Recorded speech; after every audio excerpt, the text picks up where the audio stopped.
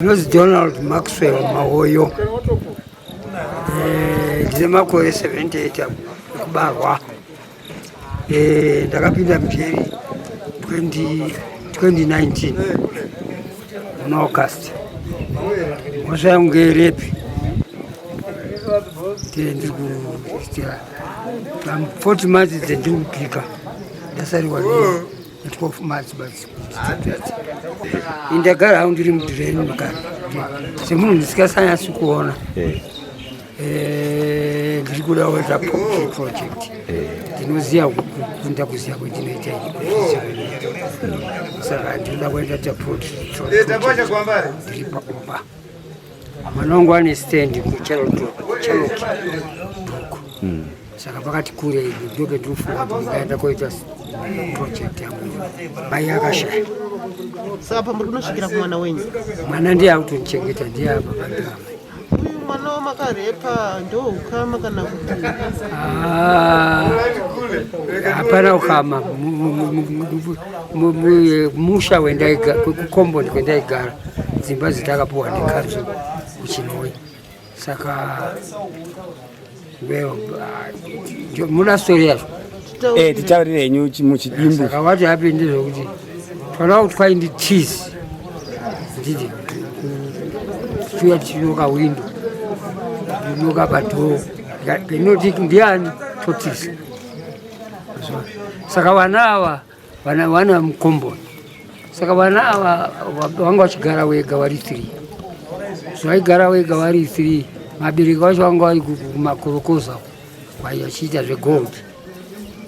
Saka ndo vandati mwana neroja rangu manje urikuonawo sei kati vana vanhu vari kufumura ya kati zvitoita mwana weroja wabva ati ndakuenda kwabata ndiye navo vana ava vanochikombora saka zvinozoita manje mangwana unoenda kweoita kwachakupusira kutaura hwako varova zvinonzi ndarepwa ungafanira ndiri kurota siya zvakadaro isu tomirira namai wacho nababa wacho kana achinge wauya pawikendi ndoatara zviri kuita vana vavo kuti handizvidi handizvikwariri saka kona tuyarova ndendataura ndiumira baba namai tofanira kungochinja seti kwabva vaenda kune vanebhaut sasa mudhara kuti atati asingamunokeri zvokupenga aitirepa anga shamwari achienda kumanebhaut ati pano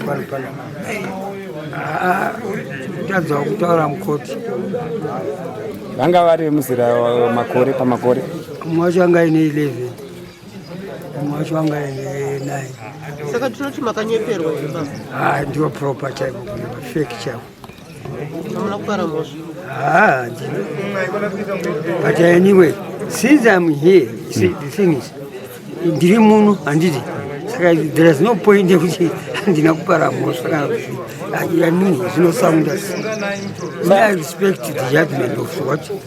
Saka baba muri kufara zvakadini mukana wamapiwa uyu nakomishadzina kuti mubudewo mumbonoona vari kumba uye muchidzoka zvakare apa muri ari mujere munongoziva kuti munozvinzwisisa kuti mukati memujere kwana wakupiwa mukana wekumuti unoenda pane kumwe kuvimbikawo kana kumwe kwakuitika pakati penyu ende pane dzimwe tarisiro dzavakuona pane zvavakuona mukani mumafungiro enyu wokuti vakumbokupai muchinopinda mune vamwe muchidzoka semudhara ndakapiwa chance yekuya pano pakodmara handina zvendinoita I get full respect from either of the Ningiki